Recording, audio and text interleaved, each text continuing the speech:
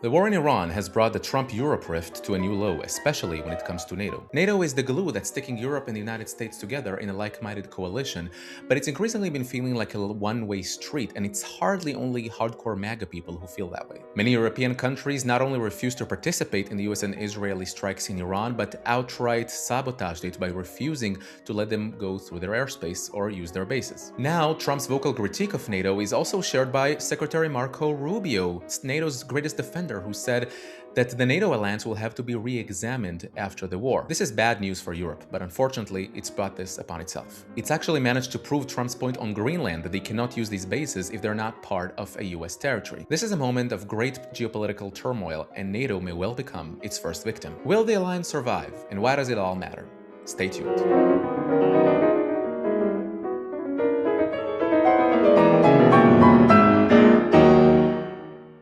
Hello, this is Or Yissachar, and you're watching Briefly by Underscore. Before we continue, please consider hitting the subscribe button down below. This really helps us create much more amazing content for you guys. So NATO, the North Atlantic Treaty Organization, has really been the glue sticking Europe and the United States together. Initially, as a way to keep the Soviets out of Europe, it's become a cornerstone of the global security architecture. If you want, the Pax Americana, the American-led world order in cooperation with the West. So NATO is much more than a military alliance with Article 5, one for all for one. It really is a show of force for Western unity, and right now it's reached a watershed moment that there is a huge question mark hanging above it. So the Iran war has brought the US-Europe relations to a new low, to the point where even Secretary Marco Rubio says that the NATO alliance will have to be re-examined after the war. And it's not just the result of the so-called erratic policymaking in the Trump White House. It's also the result of anti-establishment, anti-war, and progressive trends that have been wrecking European institutions for a while now. Let me explain.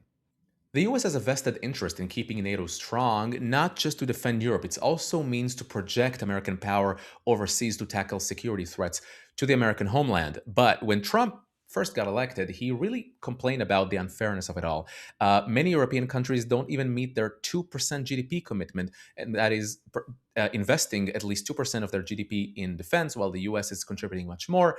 Now, in the second Trump presidency, he has been demanding 5% commitment of their GDP. And when you look at it, if you let's say, put aside Canada and Turkey, Canada because it's in North America, and Turkey because, let's face it, it's always been like a fringe ally within NATO.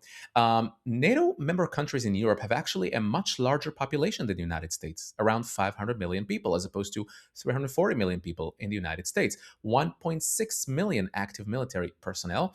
When it comes to total defense spending of the alliance, however, it's $1.4 trillion annually, but then the US is investing 70% of that, almost $1 trillion a year, $980 million on defense, while other countries invest much less than that.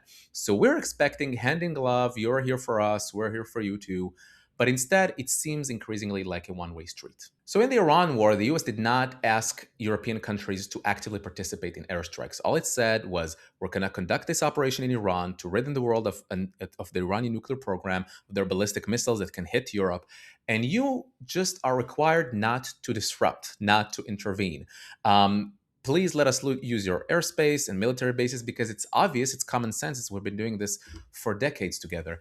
But Europe not only refused to actively participate, but blocked the US use of their airspace, especially when it comes to the UK, France, and Spain. In fact, at some point, the UK, after initially declining to let the US use Diego Garcia in the Indian Ocean, finally let the US use its bases in the British Isles. But then France and Spain refused to let the U.S. Air Force to use their airspace, and so they had to bypass the whole Iberian Peninsula, go through the Strait of Gibraltar to the Mediterranean Sea.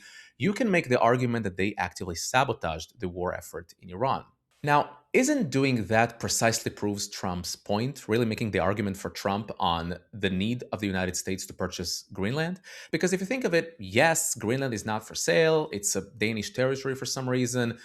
Jews cannot go back to Jerusalem because it's been occupied by Jordan for 19 short years after the British left. There is a great dispute about it, but whatever. You decided Greenland is part of Denmark. But you're not even letting the US use your bases in France and Italy and etc.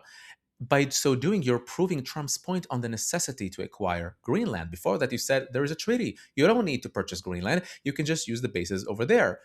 But now you're kind of making the case for Trump, aren't you? And so there's no wonder that Trump is feeling betrayed by NATO, as he said. He called NATO paper tiger. He said you need to pay your fair share. And so Trump's fierce critique of NATO members is hardly, unique to hardcore MAGA people anymore. It's also voiced by people like Secretary Marco Rubio, who used to be the greatest defender of NATO, but he recently said in an interview to Fox News, he said, "Look, I believed in NATO. I used to believe in NATO, but now when we say don't conduct airstrikes, just let us use our joint military bases, just let us use your airspace," and they won't. And so he said, "Why are we in NATO?" He said that quote, "Why are we in NATO?" Um, we'll have to re-examine the whole NATO alliance after the war, which is astonishing to hear from a guy like Marco Rubio, a foreign policy hawk, if you will. And so you understand the depth and breadth of the crisis between the US and Europe right now. A few months ago, in December, I published this article through the John Lukács Institute in Hungary, where I claimed that, well, Lord Ismay, the first Secretary General of NATO, designated its purpose as keeping America in, the Soviets out, and Germany down. Now, I call the Trump administration's policy in the Middle East as keeping America in, Russia and China out, and Iran down. And it doesn't seem like the European leaders understand that. Remember, NATO evolved from just being a military effort against the Soviets to push the Soviets out into a full throated Western effort to keep the world stable. And so, in the war in Afghanistan, for example, of the over 50 NATO members and non NATO members participated, over 130,000 troops, vast majority of which are Americans. NATO conducted airstrikes in Serbia. President Bill Clinton led it at the request of European nations, killing over 1,500 people, bombing bridges like the one in Novi Sad. NATO conducted military interventions in Libya and elsewhere in cooperation with the African Union in Ethiopia. And so, even right now, there are NATO troops in Kosovo, in Iraq, and elsewhere. And so, and of course, we remember Ukraine. You remember how the European Union's approach to Ukraine is very hawkish. In fact, the former head of the European External Action Service, Joseph Borrell, yes, he is not hard to dislike, but he represents in this particular issue kind of a common position in Europe that at all cost, whatever it takes, Putin cannot be compromised. We need to win over Putin. We need to help Ukraine to reach victory, not just compromise or ceasefire. Now, of course, Russia's war of aggression is illegal, it's unjust, and Ukraine needs to be supported. But when it comes to security, Ursula von der Leyen, the present president of the Commission, she said, "quote Putin's war economy will not stop even if the war does. That means Europe must be ready to take responsibility for its own security. Of course, NATO will always be essential, but only a strong and credible European defense posture will be able to guarantee our security." And indeed, she's pledging to unlock 800 billion euros for defense. But where's all this money? Where's all this action? We're not seeing tangible action on the ground when it comes to the Middle East. And the question is, why is Iran different? Well, part of it has to do with Europe's continued effort to de-escalate, to urge to avoid war. After World War II, the lesson is that conflicts should not be resolved through the battlefield, only through diplomacy. And of course, we should all gather around a table in the boardroom and reach a conclusion. Well, what happens when the Ayatollahs don't care about the resolution? What happens when they violate systematically their commitments? What happens when they develop nuclear weapons and ballistic missiles and take over the Middle East? What happens then? Shouldn't we provide also, on top of soft power and diplomacy, a credible military threat and be ready to use it if needed? Now, the European argument in all that is you haven't consulted us.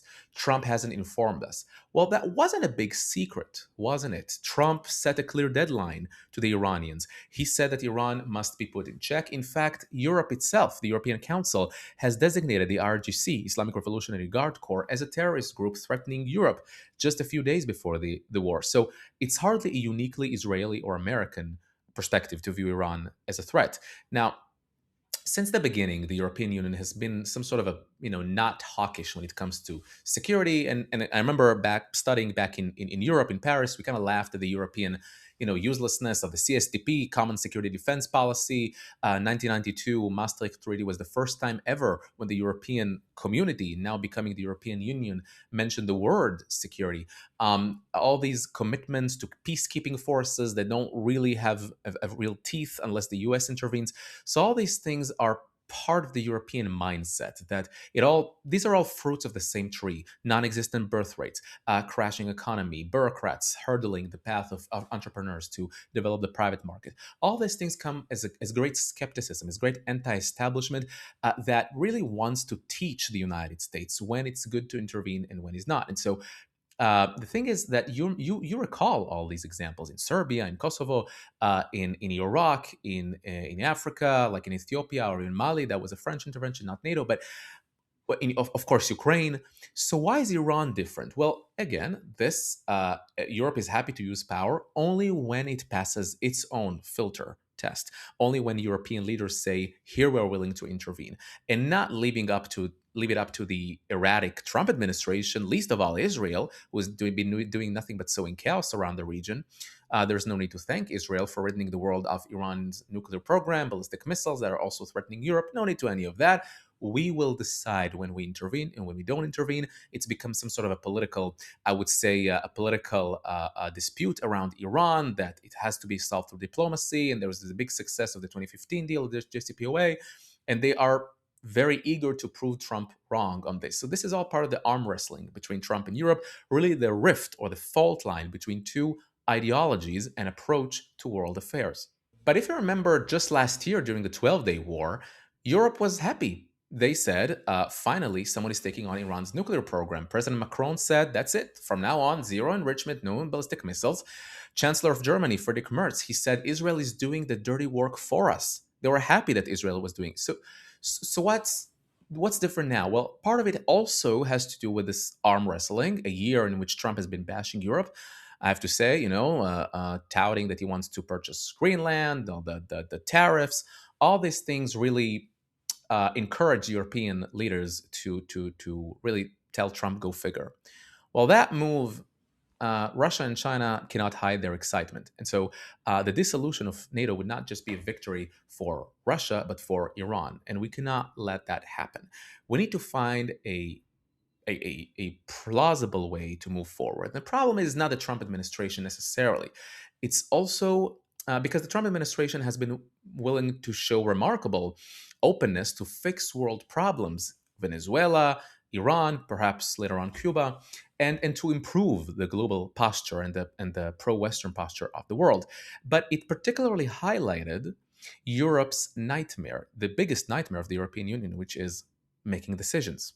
Meanwhile, Secretary General of NATO Mark Rutte, he's optimistic, but he's saying that Europe is going to up its commitments. But then he is also sending a chilling warning to Europe. He says, quote, if anyone thinks here that the European Union or Europe as a whole can defend itself without the US, keep on dreaming. You can't, we need each other. And so this is really the moment to test this alliance. Put it all together, and it seems like we are reaching a boiling point. One of the major cornerstones of the global security architecture is facing real danger. Now, let's not make this moment a bellwether for Russia and China to up their posture around the world. Let's not let grudge and name calling take over our common destiny. It is not the moment to, stick it up to Trump or tell him go figure, we're not participating. This is the moment to figure out how in the 21st century we can up our defense commitments to keep the world a safer place and actually participate in the defense of Europe on our own as well, not just being reliant on the United States. Thank you for watching Briefly by Underscore, and as always, please remember to like, share, and subscribe down below to be the first to watch the next episode.